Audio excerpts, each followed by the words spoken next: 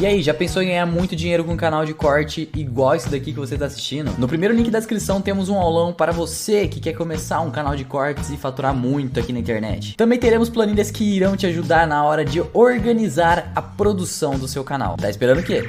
Você não quer pagar o preço da preparação.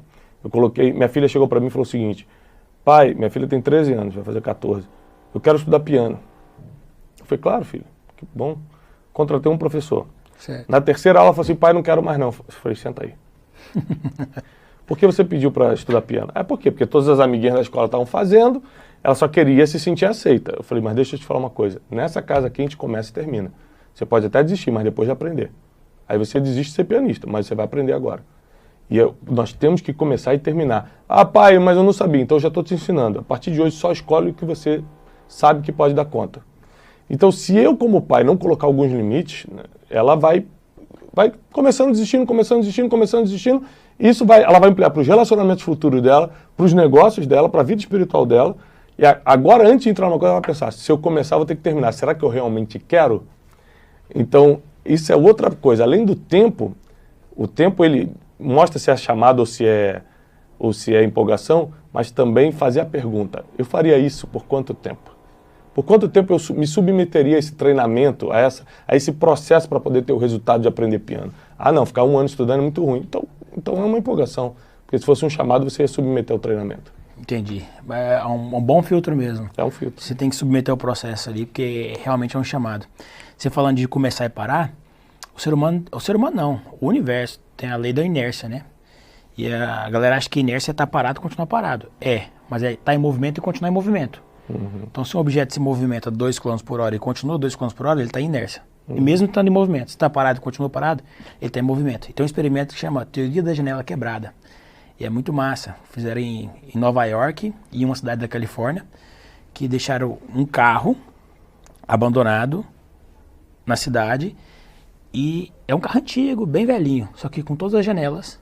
E ele ficou intacto por 30 dias num bairro muito perigoso.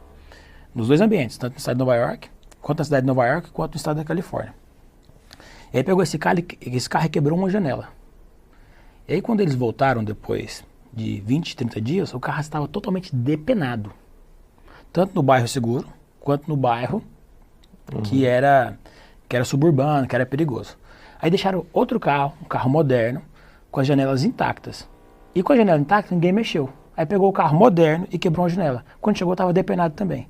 E aí tiraram como estudo que é o seguinte: quando tem uma janela quebrada, mostra que não tem dono, mostra que não tem ninguém cuidando. E aí vai depreciando todo o bem. E assim é na sua vida. Se você tem um hábito de deixar tudo organizado, você sempre vai organizar e vai ficar sempre tudo muito organizado. Se você tem um hábito de ir deixando as coisas pelo caminho, aí cada vez vai reforçar o comportamento de ser deixado pelo caminho e cada vez ficar mais zona. Então você entra num carro de uma pessoa e você observa que está tudo bagunçado, você pode saber que a área de trabalho do computador dela vai estar bagunçada. Você pode saber que a casa dela vai estar bagunçada, que tudo dela é bagunçado. Você entra no carro da pessoa, está limpo e organizado, ela tem tendência a ser organizada em tudo que ela faz. E a mesma coisa é o hábito de começar e não terminar. Se você começar a coisa e não termina, essa pessoa geralmente ela não tem punch para fazer nada. E você, como especialista em pessoas, sabe a pergunta que eu amo fazer em processo seletivo? Qual que é o seu hobby? Porque o hobby da pessoa revela muito se ela tem esse comportamento de começar e não parar. Se o cara tem um hobby de ser triatleta, ele é um cara organizado. Ele é um cara que valoriza o segundo. Ele é um cara que é disciplinado. Se a pessoa tem um hobby de boxe, é uma pessoa resistente. Ela aguenta porrada na cara. Se ele tem um hobby de leitura, é uma pessoa mais intelectual. De acordo com o hobby da pessoa, você sabe muito sobre o comportamento dela. Que ela não é paga para fazer aquilo, na maior parte das vezes a pessoa investe dinheiro naquilo, o que é o hobby, gasta e se compromete com aquilo por um determinado período de tempo. Eu tenho um hobby de saltar de paraquedas, então o que eu gosto? Eu gosto de experiência, eu gosto de adrenalina, eu gosto de estar em movimento, eu gosto de necessidade de variação, de fazer várias coisas diferentes o tempo todo. Então, você puxa muito a pessoa pelo microcomportamento. E a pergunta é, sua filha aprendeu a tocar piano ou está no processo? Não, ela está aprendendo. Ontem teve aula. Ela está lá. Eu considero o seguinte, eu sou mentor para muita gente, né? E, entre aspas, eu sou pastor para muita gente, né? Mas se eu não for isso na minha casa, então eu sou de mentira. Porque eu só montei um personagem e todo personagem tem prazo de validade. Então tudo que vocês me veem fazendo na internet, ensinando, eu faço em casa também. E é muito difícil fazer em casa, cara. Mais difícil que Muito mais. fazer fora. Muito mais. Primeiro que teus filhos não vão te escutar como as pessoas te escutam na internet. Né? Por exemplo, minha filha de 13, vai fazer 14 anos, ela acha que sabe mais do que eu. Entendeu? Ela não vê, meu pai é meu mentor, ela vai ver isso só depois, né? mais jovem. Ela não te vê como Thiago Bruno, ela te vê como pai. É, como pai, tipo assim, filha, isso não é bom pra você. Pai, você não sabe de nada. Entendeu? Aí você tem que ter paciência, amor e falar, filha, mas deixa eu te explicar o quanto eu já vivi. Olha isso aqui. Então, investir tempo no que realmente cria o teu fim. Por exemplo, para eu terminar bem, minha família tem que estar comigo, cara. E para a família estar contigo, você vai ter que abrir mão de várias coisas agora para poder focar nisso.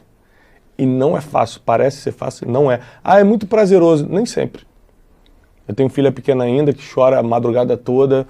Ontem meu filho estava com febre, vai para o hospital. Eu preferia muito mais estar deitado descansando, porque eu cheguei de viagem, trabalhando pra caramba, dando palestra em tudo quanto é lugar. Então, nem sempre é prazeroso. Mas criança faz o que quer, adulto faz o que tem que ser feito. Eu vou lá e faço, sempre pensando, o que eu estou construindo? O jogo do longo prazo, ele não é bom só para investimento, não. Ele é bom para a vida também.